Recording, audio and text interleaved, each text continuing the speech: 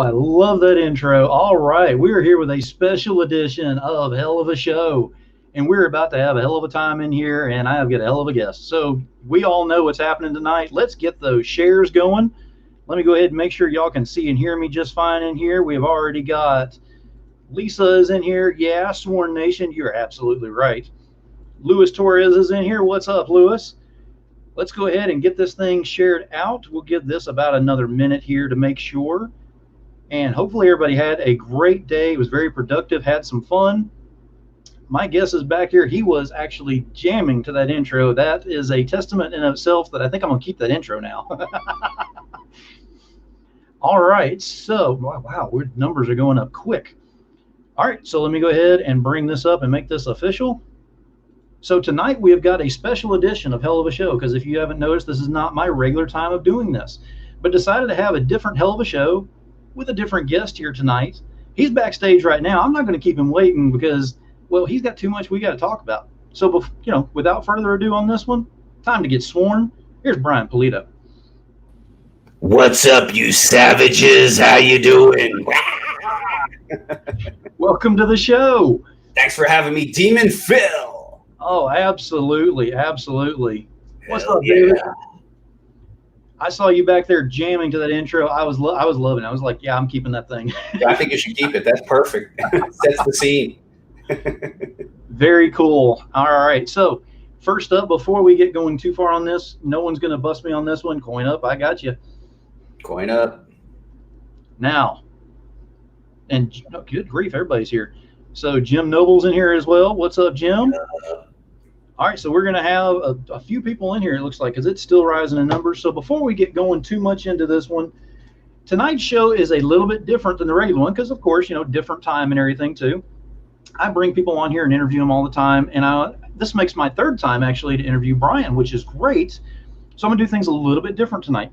So tonight, we're going to go into the mind of the Arch Fiend. Do it. So before we get too much into the mind here and delve too far in where we can't get out, let's go ahead and talk about the current project, which is Treacherous Infamy, because it is rocking it right now. It is rocking it. Here we are. It's the 25th day Lady Death Treacherous Infamy Kickstarter campaign. This is Treacherous Infamy is the 12th chapter in Lady Death's. Greetings, Steph. The 12th chapter in Lady Death's undead life. This is a 48-page square-bound graphic novel. This is a mock-up. This current green logo has now been replaced by a silver foil logo due to the unlock free bonus. Phil, this campaign's gone bananas. It's tracking to be a record breaker. Fingers crossed, I don't know. We've unlocked 24 free bonuses. And as of this moment, we're randomly adding in over 100 different physical items. That includes ash cans and all these kooky low print run metal editions, black metal, scarlet metal, violet metal, etc. It's bananas. We've been having fun. We're completely exhausting ourselves and having a blast doing it. So thank you for asking. And if any of you out there have not backed Lady Death Treacherous Infamy Kickstarter campaign, Wendy, how you doing? Please do consider it. We have until Friday, September 11th at 6 p.m. Pacific Daylight Time. As I love to say, tell your friends, tell your enemies. And this thing is taking no prisoners. This thing is absolutely rocking. In fact, while we were on here talking, I've got it over here on the side, and it ticked up with 2 more backers while we were talking. So I love it. That's fantastic. Yeah, this particular chapter, Demon Phil, is what we call the Evil Unleashed. Actually, Lady Death has tapped into the evil side when she was a villain. And the last time we've seen her like this was way back during the Evil Ernie Youth Gone Wild storyline. And I think we dug ourselves in. She straight up is evil. She's actually leading a demon zombie apocalypse in New Orleans during Mardi Gras. So, there's just no going back. We also introduced our new character, Devilock, guy named Johnny Devlin, who's this tortured soul whose body is a gateway to infinite demonic devils. And in this particular chapter, we are promising Lady Death versus Devilock and more. So thrills and chills by the same team that we've had on for a while. Myself, Brian Pulido, Mike McLean, illustrator Diego Bernard, colorist CC De La Cruz, and veteran letterer Marshall Dillon. And it is an amazing looking campaign. I mean, just whenever you go look at this, you automatically see on just the regular cover that you were showing on there how evil she has become. And I think you made mention in one of your shows that you even opened it up and looked at it at the storyline, and you were amazed by how evil she had become. Yeah, I mean, look, we've done this dance where she's an anti-hero, and we're very careful on how, when she does her dastardly deeds, that the person she's doing it to deserves it. And however, we've clearly crossed a line, and I mean that for people who, thank you, Chris, for people who are reading the stuff. And for the impact in the storyline, this is real. So for people reading for example, Blasphemy Anthem, hey, what's up, guys? What's up? Heck yeah. For people who read Blasphemy Anthem, the storyline ended where she appeared to be, quote unquote, a hero. But now in front of the eyes of the world, she's clearly a villain. So I don't know I know where we go from here, but I don't know, is she going to be labeled a global enemy to be sought after, seeked out and stopped? You're going to have to read it. But yeah, it was funny because we definitely wrote ourselves into this corner where it's like, okay, nope, she's definitely evil. This happened. Yep. Okay. So, and there will definitely be consequences and repercussions from a story perspective after, for sure. Very cool. I mean, you can definitely see where it's going to open up to other storylines that are in there just by what you've leaked out there so far. I mean, there's so much more story that's involved in these whenever you get them in your hands. And if you don't have Lady Death comics or Coffin Comics, you need to get on this. I'm telling you, once you're hooked, you're hooked. Yeah, consider it. I mean, it's fun. They're like rock and roll inspired supernatural comic books. I say it's like one part 70s Marvel supernatural anti-heroes, another part Ronnie James Dio album come to life, and another part professional wrestling. Because they're usually built, most fun comics that we all grew up in, like, it's built around a fight. So you always want a good, interesting fight. You want a lot of stuff at stake. And, here we are just putting, Lady Death definitely over to the dark side, and there's definitely going to be consequences.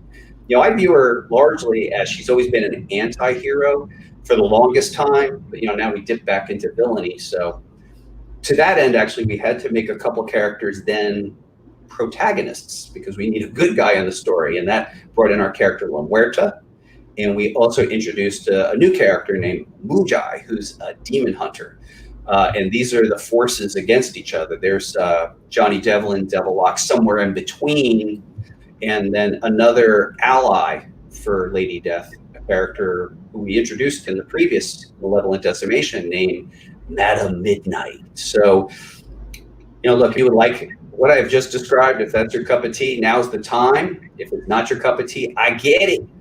Walk on by, son. It ain't your thing. Tim, you're right. Metal. And it is. It's one of those things that. So I actually was not caught up until just recently. So I'm caught up on this. But whenever you're going along, you seem to look at it going, it doesn't have an end. I don't see an end game in this thing. And then whenever you came out with this version here and you said that she's going full evil on this one, I'm like, I never saw that one coming. Yeah, it just became, I have Lady Death roughly plotted out with Mike for about a decade. And as we get closer to a publishing date, there's a little more detail to it, obviously, but the next 5 years are super solid. And yeah, so we know, I mean, we are right now working on, Chris, thank you so much. Really appreciate it. Yeah, we're working right now on, let's see here. We finished the script, the latest chapter 13 for next March. Mike and Joel are deep into chapter 7 of La Muerta. And part 1, let's see here. Diego Bernard's already illustrated the first, well, he's just starting the chapter 14. So we're still, part 1 of chapter 14 is in decent shape. So that would put it this time next year. And then during an event that's coming up in September, we're actually going to announce the overall publishing schedule for 2021. at our online convention event called Crucial Con. Yes. And I think there's going to be a lot of surprises for people there. Very cool. Now, you do have, of course, we've been talking about Lady Death. You also have Hell Witch, but you also have La Muerta in there. And I was one of those people that came into this. Of course, Lady Death and Hell Witch, I'm all over that. I only got onto La Muerta because of Hooligan. He talked me into it. He and I were messaging, and he was like, "You've got to go ahead and try this out and everything." So Julian the Hooligan was the one who got me started on this. Cool. And I am fully caught up, and I'm glad I did, because you don't have a short-ended character in your group that you have in all of this. They're all amazing in what they do, but it's all totally different storylines.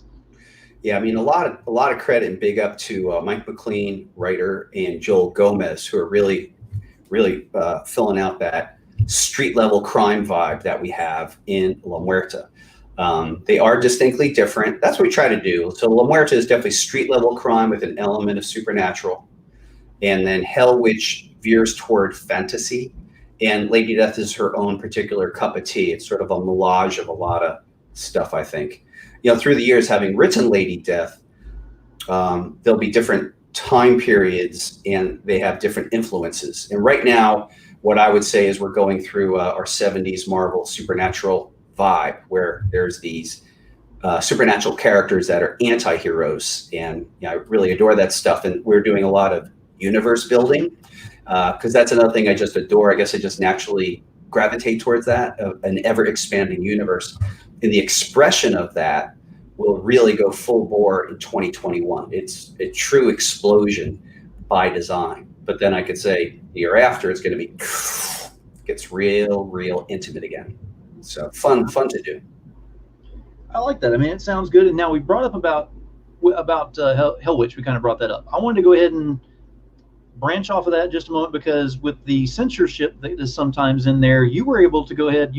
For the first time, you got hit with it head on during printing, or right before printing, actually. Yes. And had to sidestep. Yeah. So on our last Hell Witch, we were working with a veteran offset printer here in Arizona. And when our Hell Witch went to print, you have to understand that when we go to print, you're first entering into a period called pre-press, where the printer is reviewing the files, making sure they're all going to work. It's a checking period. Well, we had gone through that. We were actually at the press. So by then, the investment of time is about, like, I don't recall exactly, but let's say about 15 working days in, get a call, and the printer objected to content, which was an implied sex scene. And it wasn't super over the top from my perspective, but implied. What had happened was one of their employees had brought it up and didn't like it. And what they said was, if you would change this page, we'll print the book. And, without a beat, and actually without first checking with our president, I just said, it's like, okay, look, here's the thing. I can't have a printer telling me what I can and can't print, so I'm going to respectfully decline your offer, and we're going to take the work elsewhere. And as soon as I get off the phone, I realized, oh my God, I should have talked to the president about this. So I actually did. My next call was Presidente Francisca Pulido, and I brokered the topic with her, and she's like, oh, hell no. So we did. We recovered. We found an interim solution. We got to a new printer who didn't object of the content, and it did delay the book, but we got it out. But it was a lesson, and now we have a new printing relationship. And among the first questions when we were kind of interviewing each other was, where do you stand on content? And so we got that all cleared up. That had never come up before. And look, ultimately, I get the printer's choice. A bigger printer responsible to a lot of clients, and they didn't want to get in trouble. We live in a sensitive time. By the same token, I didn't really get into comics to bow to other people's perspective of what the work should be. So, we went where we could, and now we definitely have that particular topic sorted out for it seems like for all time, because our new offset printer does not have an issue with that stuff at all. That's cool. It was one of those things that could have offset you quite a bit, and you were able to go ahead and change things up right before it got very bad with the situation on there. So you were able to we got right. We were upset for 30 seconds, and then we were right in action. And the delay, it did cost us. So it cost us maybe 6 weeks, but Then we got right into communication, let everybody understand what was going on. And most people were actually across the board, people were fine with it. They're like, we want to see that page. And of course, everybody gets the page and it's like, I didn't think it was particularly strong, but we just couldn't have someone dictating to us. That's just not how we roll. Hey, Sarah. We've got a few people who've come in here. We got Sarah. We've got Perry's in here. Appreciate you, Perry. We have got Mike Renzine is in here. Mike, how you doing? We got a full boat in here tonight. All right, so what's up, everybody? What we're going to go into is the legacy that you're setting up with Coffin Comics. I wanted to go ahead and bring up, with the legacy you're doing and all, how did you amass the following known as the Sworn? How did that come about?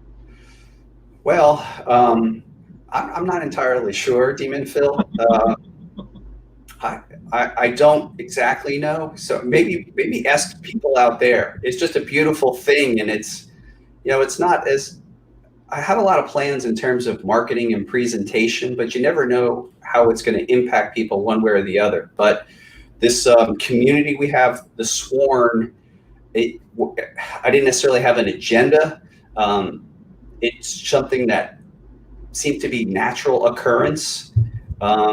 If someone said, Brian, you have to write a book about it, I'd be like, I don't really know where to begin. I'm not entirely sure. So I think honestly, maybe folks who are listening tonight could tell us, because I just think it's a natural, beautiful thing. And I think for myself personally, as a comic book creator, I try to be as accessible as I humanly can, and around and engaged and all about it. Occasionally, I really do. I have to get offline because I have work to do, particularly very work centric. So sometimes there'll be periods of time where I'm just not on because I really need the concentration on the work itself. But I think you have to ask other folks. I'm not sure. Now, while they're thinking about this, and because I think we got a little bit of delay, but I want to go ahead and bring up, because I wanted to bring up on my last interview with you, and we were kind of talking about the launch of the spacecraft and everything, and going into that a little bit. So I ran out of time on that. But I wanted to bring up, because El Presidente, we haven't really spoken about her and what she does in here and how much she does, because she is very hands-on with everything as well. And without her, Coffin wouldn't exist as well. There's no doubt. So Francisca is very knowledgeable in the domain of finance, planning, budgeting, human resources. She is a veteran. She was the former president of Chaos Comics. But in that interim, she's not only had her own business and an interior design studio, she's one of the top producers as a sales rep for skincare lines and several companies. So she's very astute. And it's absolutely true. She is the backbone of the company, and sort of by her choice. Like, she's more behind the scenes. On occasion, like a couple days ago, she blew out her hair and felt great about it. So she wanted to do a live. Like, she told us, like, I'm doing a live today. I'm like, okay, you're doing a live. But yeah, so it's everything that we do. Like, so there's a presentation of what we're doing where it's, it's fun, it's cool, it's sort of like a performance, let's say. But behind the scenes, for us to pull this stuff off, Joshua, you're right. For us to pull this stuff off, we need marketing, we need planning, we need system design, system management, follow through. I mean, we do have other folks who work in the company, and we have various initiatives, and we're a growing company, so we're doing what's called scaling, and to prevent too many awkward growing pains, Francisca is ahead and working with various areas in particular to make sure our growth is stable. And so, yeah, her accountability is in the domain of finance, planning. And so how we divide it up is Francisca oversees warehouse activities and optimizing things like the store. I'm overseeing content and marketing, in particular, marketing and sales. And those are the two pillars, I suppose. It's the content creation and delivery. Mm-hmm. And but overall, every year, of course, we're setting a budget. We know what we need to do from a sales perspective, and then from a operations perspective, what does it take to run the show every month? So it's very, very, very nuts and bolts. And there is no doubt that Francisca Pulido is probably one of the more premier executives for independent comics publishers. I mean, we make it look like we're a bunch of lunatics doing our thing, but the bedrock of this company is real business systems for sure.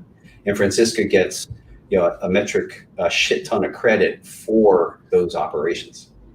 Absolutely. And on top of that, to wrap it up, you have the fulfillment that you do, and that's actually starting to branch out more and more outside of just Coffin. It's actually other people are starting to come in and use your fulfillment, which is amazing. Yeah, it is amazing. So since we do have a dedicated fulfillment team, we do work with other project creators, and to date we've been very honored to be shipping for Dan Mendoza's campaigns in 2019 and 2020, and we're really grateful to Dan. He's a powerhouse, phenomenal creator. It's really fun to journey through along life and having Dan alongside, like doing his thing. I think he's a really singular, unique voice.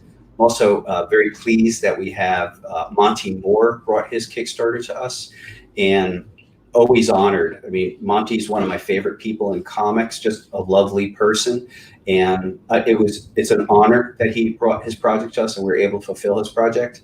And then upcoming, we have Chad Hardin, and more to be announced as they choose to announce. And when we're fulfilling for people, like Coffin takes a back seat in a sense. We're of service to the project creator, and we take what we've learned and work with them to optimize their thing, like how they want to do it.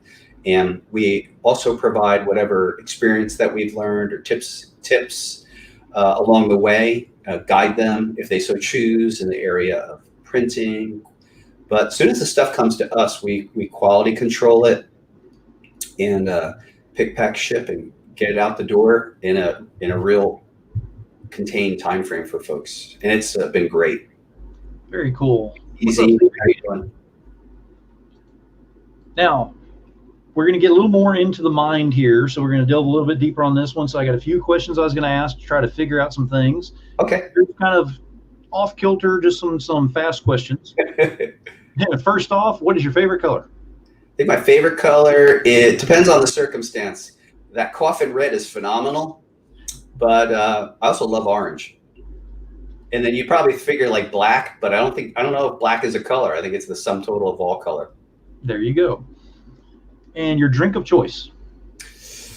Let's see here. My daily drink would be either so Monday through Friday, this is where I give away like how regimented I am.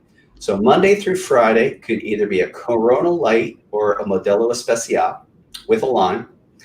A weekend daily driver might be Jameson whiskey and a little ginger ale. Also could be a margarita. I am known for doing shots, and that would be various tequilas. Those are sort of my dailies, or the ones that I enjoy when I enjoy. This weekend, it's been the Jameson and ginger ale, which I'll probably have one a little later. And if you knew your last day on this earth, what would be your last meal? Oh, man. Let me back up a minute. I still want to answer. I forgot. Like, my favorite drink of all time is the Mai Tai. And I love the Trader Vic's Mai Tai. And I live in Scottsdale, Arizona. We refer to it as Scottsdale. And there's a place called Hula's Modern Tiki, and they make the finest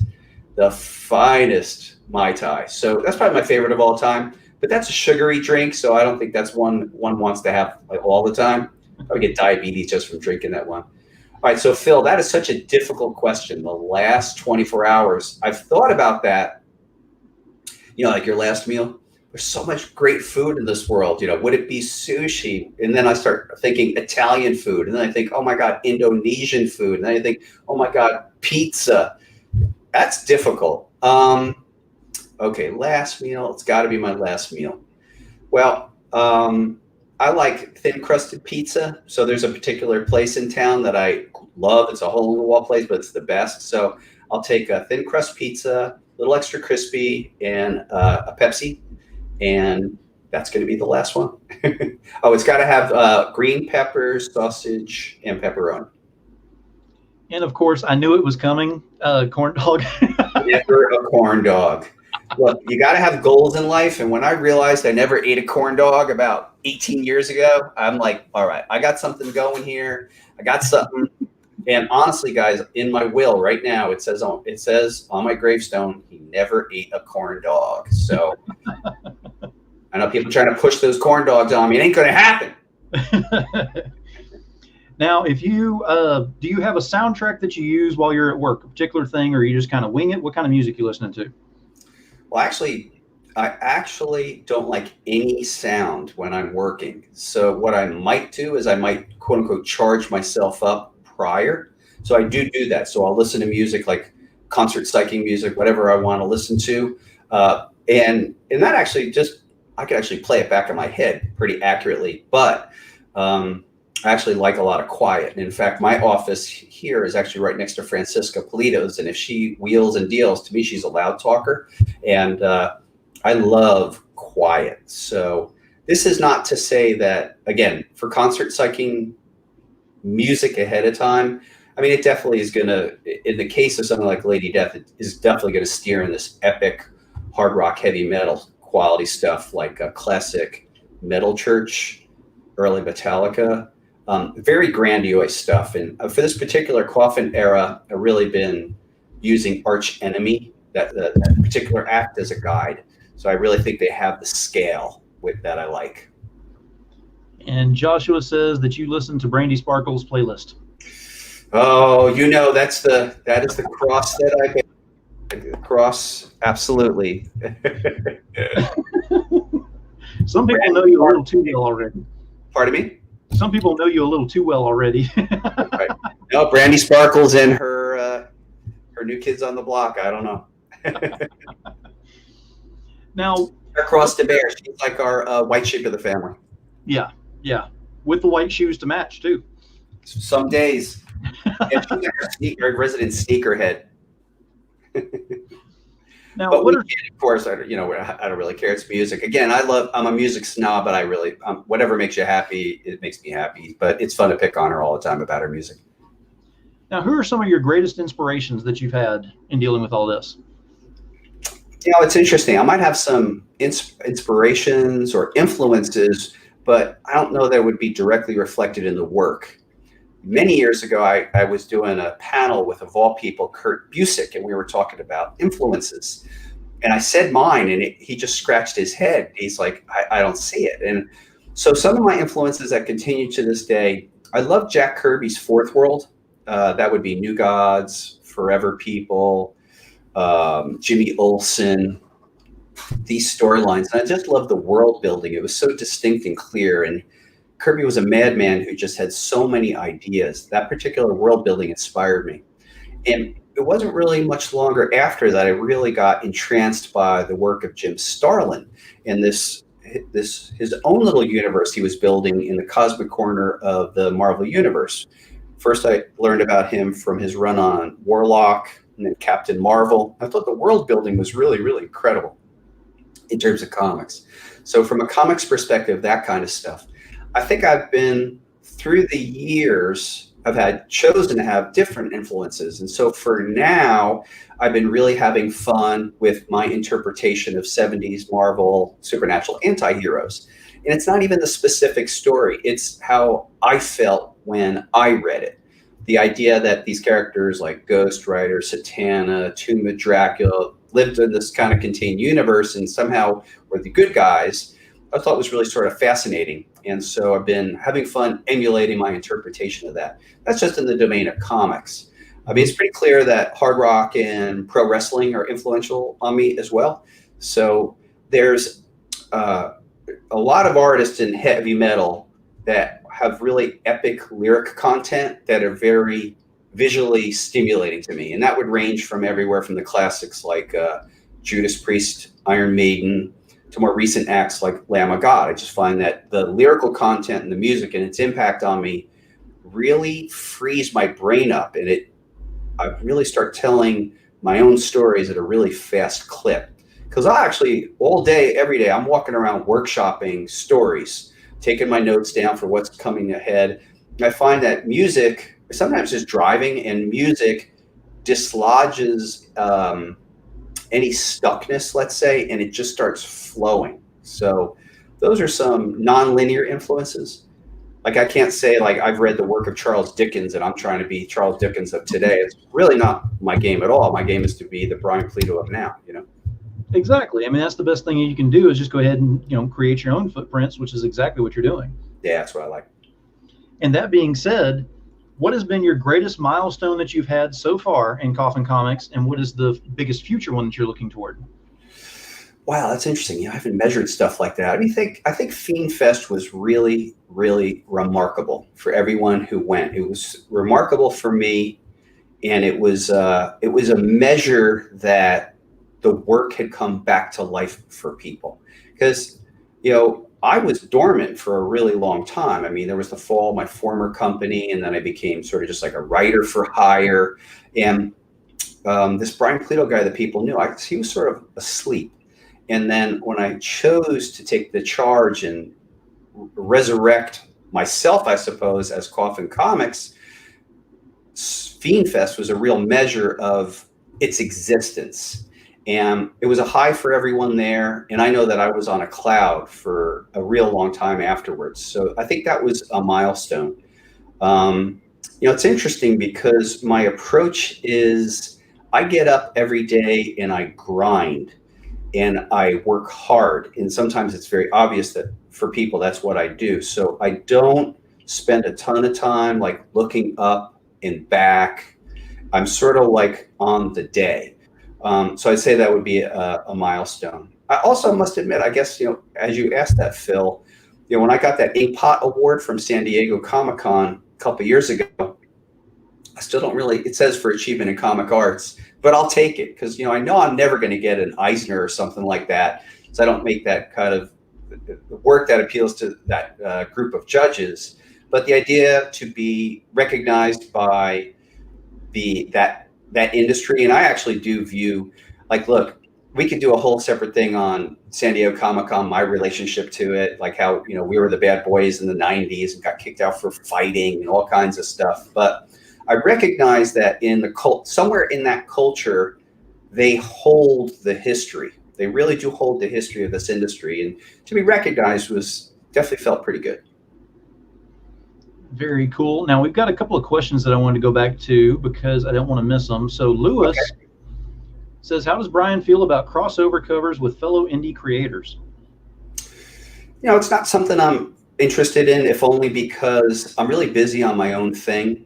And what I'm excited about is really my own thing. And as the publisher of Coffin Comics, I'm also the editor-in-chief and I'm also the art director. And I am so behind in my own ideas that it's not something that I look toward. You know, in the 90s, I did some crossovers and I also did some licensed comics. And I kind of felt during those times that I suddenly had a boss. So suddenly I had to answer to somebody. And you do. And I honestly, I didn't like that feeling. This isn't to say I wouldn't do it again, a crossover or a licensed book, but it's not what's exciting me right now. So it's just not something that really I'm looking at, if only because of my own work. I'm so behind. And Lisa had a question on here of when can we see Cara Nicole do Lady Death cosplay? She killed it for Cold War. Hey, Lisa, that's a great question. I think, you know, Cara and I have talked about that on and off. I don't really know where it stands, but in terms of people cosplaying Lady Death as a whole, do check out our Crucial Con, September 24th, 25th, and 26th for a very interesting announcement around that whole area of Lady Death cosplay. And you said that's the 24th, 25th, and 26th? Yeah, so Coffin Comics is having its own online event, which is a follow-up to the event that we had in March, and it's called Crucial Con. And the reason we're calling it crucial is we are actually going to be laying out a lot of what's going on in 2021 for people on September 24th, 25th, and 26th. And so that whole, we're going to address cosplay culture at that time. Nicholas has actually got an interesting question. I'm going to bring this one up from YouTube. Thank you, Nicholas. What would you say is the #1 thing creators should do to market their book, especially if they are an unknown creator? Well, I know this is going to sound sort of ethereal to you, Nicholas, but this is the honest answer is first thing you want to do in your comic book career is try to figure out what it is that you provide for people and be that. So I feel that my job is to provide fun and entertainment to people. And so that informs everything I do. It was funny. We were doing a live the other day, and internally I was feeling very behind the eight ball in my own personal scheduling. And so before we went live, I was like, come on, let's go. And then Francisca, sort of nudged me a little bit, and she goes, fun and excitement, right? And I'm like, okay, right, fun and excitement. So, because sometimes I'm human, right? So I think that from a marketing perspective, when you have an idea of what your target is, you can head towards it. So if my agenda is fun and excitement, everything that we do, we're looking to do it inside that context. So I think you should share yourself as an aspirational journey. My personal observation is that when you have an online presence, and I'm not saying this is you, but it's just something I'm warning people against is, if you're talking about like all your life, bitching, moaning, whining, and complaining, it's not an attractor to people. So I think what people are attracted to is fun, excitement, something surprising, which we like to do too. So I think as an unknown creator, when I started out, I wanted every time that I met somebody to be a positive experience. I mean, I'm thinking back actually some of my earliest in-stores where I would do cons in like as early as 1990. And I just wanted it to be a positive experience for people. Because I know in my heart that life is challenging and it's tragic and none of us get out of here alive. So in the meantime, I like it to be fun. And so I want to leave people with a fun experience. And I get it. I do really dark, crazy comics, but that it really is my mission. So I'd say to other people, figure out what you're there for, and it's got to be authentic to you, and then keep pursuing it. And hopefully that attracts people.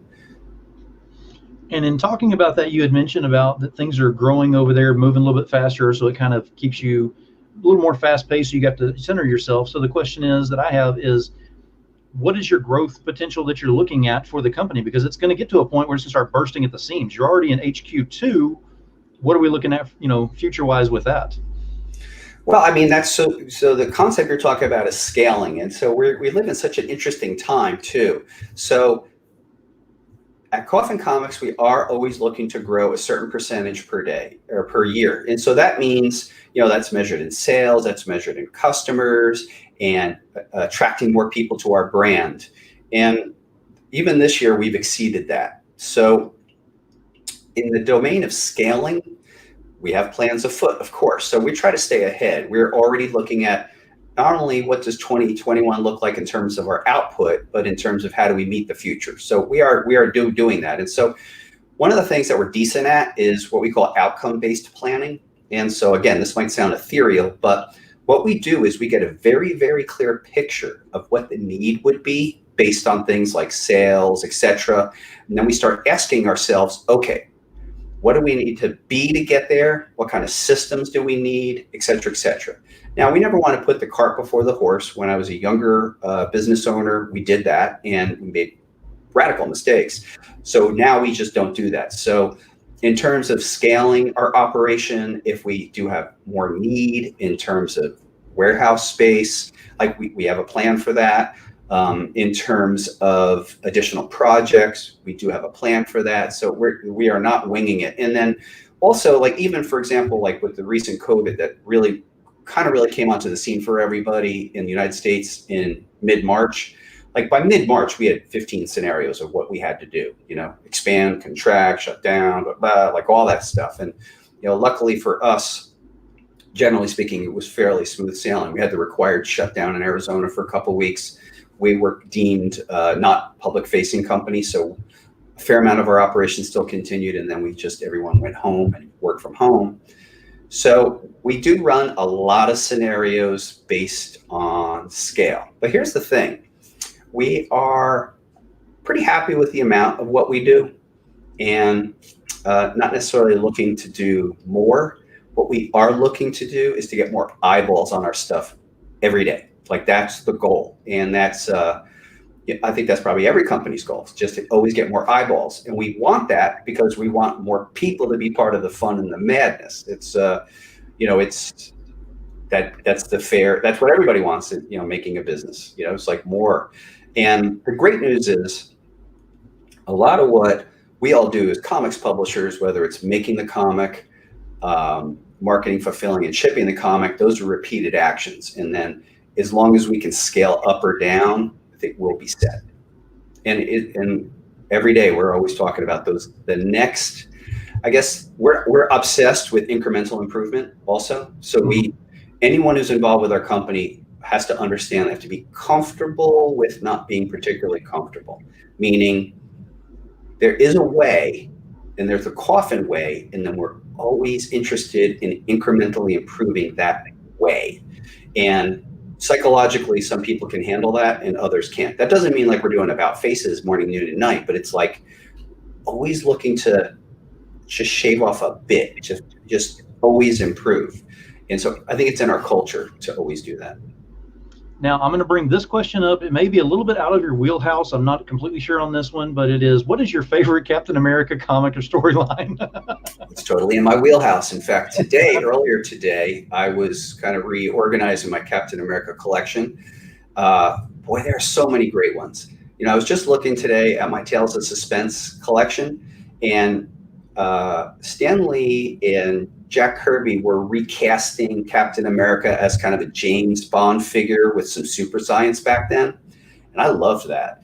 And I like the reemerge that was back in the 60s, right? So I love the reemergence of the Red Skull. And I love these bad guys called the Sleepers.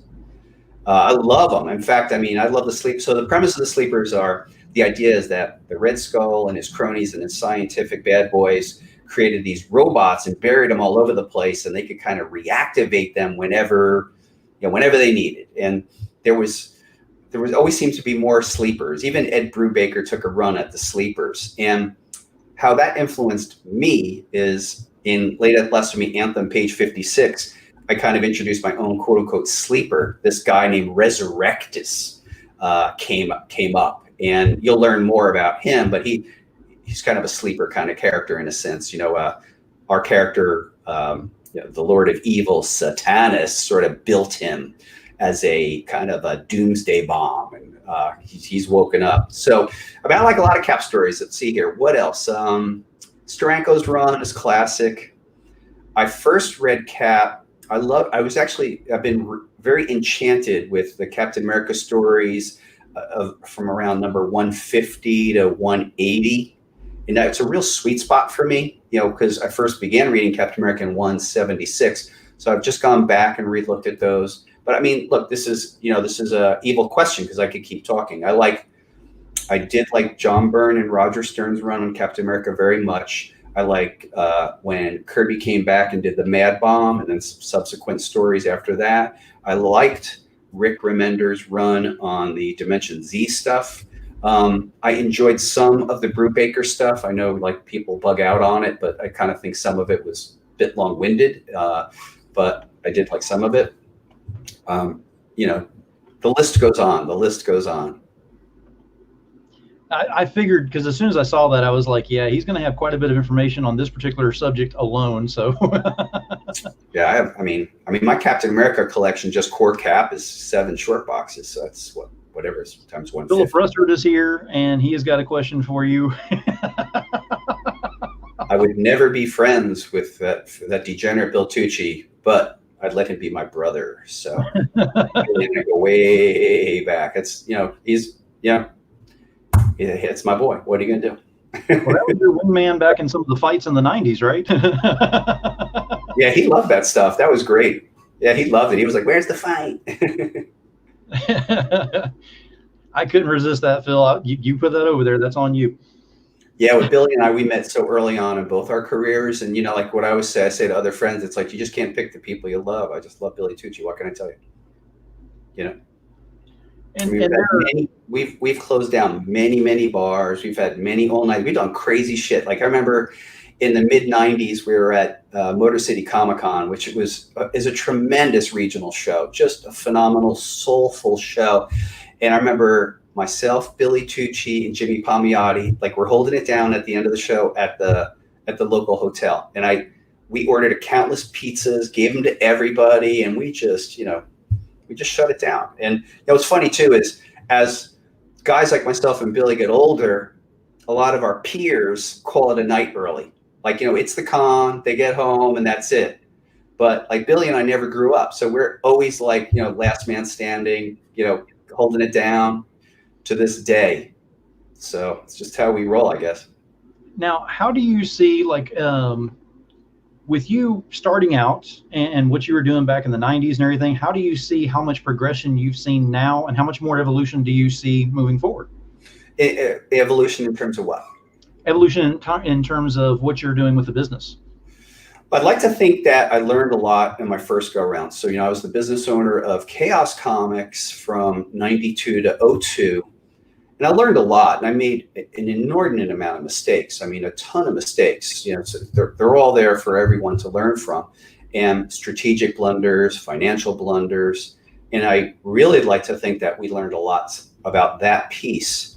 The sad story of Chaos Comics was I actually was in a very, very intensive business education course in the last couple of years. And the bad news was it was so difficult for me to apply what I had learned because the company had so much debt.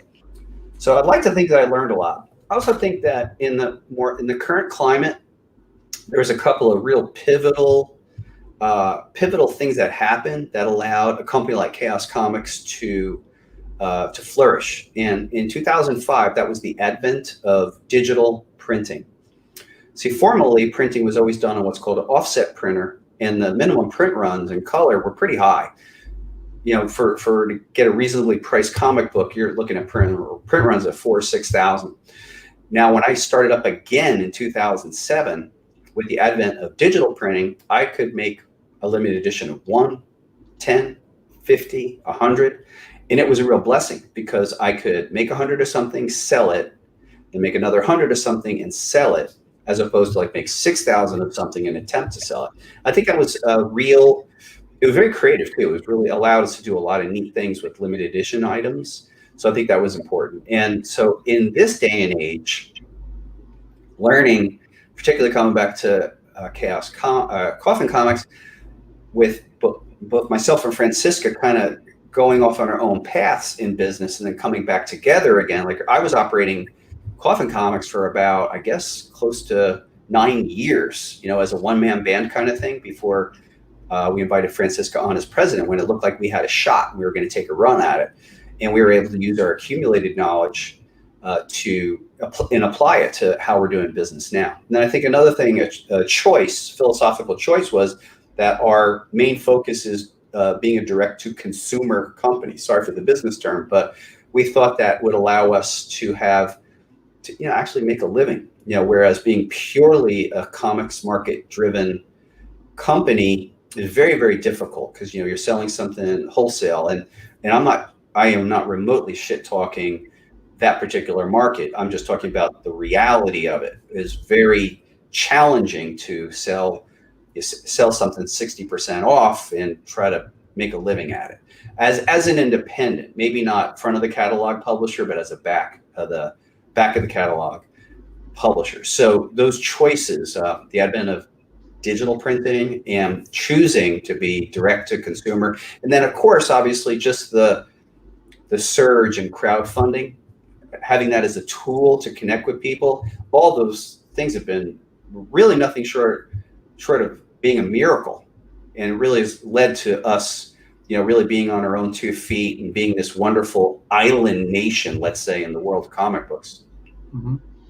Now, with the current situation, pandemic, all this stuff, the independent publishers and everything have really come up and started putting a lot more artists and creators and everything out there, a lot more talent.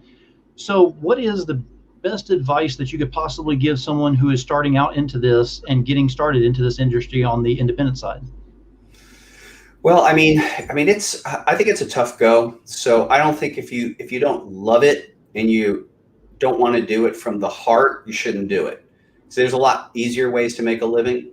And whether people realize it or not, the field of comic books is still entertainment, and it's highly competitive. It's like a tournament, and not everyone gets to win. And so I think it's not for the faint of heart. So the first thing I would say to most people is don't do it unless you absolutely have a compulsion and you must do it. So that's the first thing. And then the second thing is, the bad news is, as a small independent comics publisher, and I still consider ourselves small, you got to know, you have to have a lot of skills, and they have to be balanced. And there's a requirement to spin so many different plates and spin them well. So I think a skill that comes to mind is hiring. So hiring smartly, your people that are professional, that they're going to be their word, and they're going to do what they say. And of course, that's based on the premise that you are going to do what you say, but you expect that, you would expect that back. And then obviously developing all the skills necessary to make a compelling comic. That's depending on what part. Are you the publisher? Are you the creator? If you're a creator, you have to develop all those skills. And I also look, I'm old school. I'm 58 going on 59. So I'm old school in the belief that you have to develop your craft the old-fashioned way, which is just tens of thousands of hours. I just don't think there's a shortcut, at least in my worldview. So I think that's the bad news too, is there's really no overnight successes that I can tell in comics. I mean, even my first comic book came out after behind the scenes working 5.5, 6 years toward it. So in hundreds of hours, if not thousands. So I think just be prepared for the long haul. And I think ultimately, here's the thing. You got to be happy doing the work. And that's where the satisfaction comes from. And everything else is gravy. So me waking up and getting in front of the computer, working with people creatively or working on building the business, that's the juice. And people's adoration and love is phenomenal. It's not the thing I chase, it's the work. So I got to be willing to wake up and tell the story, to work with my team. And I love the adoration, and I love that people are excited by what we do, because that's our lifeblood. But, the ugly truth is we all do, as comic creators, we have to be able to sit in a room with ourselves and do the work. So those are some thoughts on that particular topic. Very cool. Now, before we go ahead and close this thing out, I want to go ahead and give you one last shot on here to go ahead and give the elevator pitch for Treacherous Infamy, because it's in its last 4 days. Lady Death Treacherous Infamy is on Kickstarter now, and we are entering our last 5 days. I cordially invite you, if you haven't, back our campaign. Why would you want to do that? Let me talk to you about the Coffin Comics value proposition. Every physical reward includes all free unlock stretch bonus items, or free bonus items. That's 24 items so far. Also, free US shipping, a free digital download, and a free Brian Pulido autograph. That's me. And free certificate of authenticity. If you would like rock and roll inspired supernatural comic books, ongoing storylines, a whole universe of supernatural activity, this may be your thing. So I would cordially invite you to back our campaign tonight. You can reach us by going to Kickstarter.com, go into the search bar, enter the words Lady Death Treacherous, and it'll take you right to our campaign. And you can see a plethora of stuff that we offer. We offer our main editions, but look, it's a Lady Death campaign, so we really flex. So this time around, we're also offering Coffin t-shirts, hoodies, beautiful hardcover of Lady Death homages. It's just more stuff than a barrel full of monkeys. So at the end of this show, if you haven't, please consider going over and backing our campaign. Thank you for your consideration. Very cool. Brian, it has been an honor having you on as a guest yet again, and I look forward to having you on with another campaign in the future. And I think everybody's had a blast having you on here, getting to know you a little bit more. If you want to know more about Brian, pay attention to what's going on with everything. Watch the lives that he does on there. If you can't catch a live, watch it later on. It is a ton of information, a ton of fun, and everybody has a blast with this whole thing. Thanks so much, guys. You've been great. I've been Brian Pulido. Have an amazing Labor Day night tonight, and tomorrow Labor Day. Rock it out. Absolutely. Rock it out is absolutely true. And by the way, keep it indie, y'all. We'll catch you next time. Keep it indie, yo. Peace out. Have a great one. Thank you.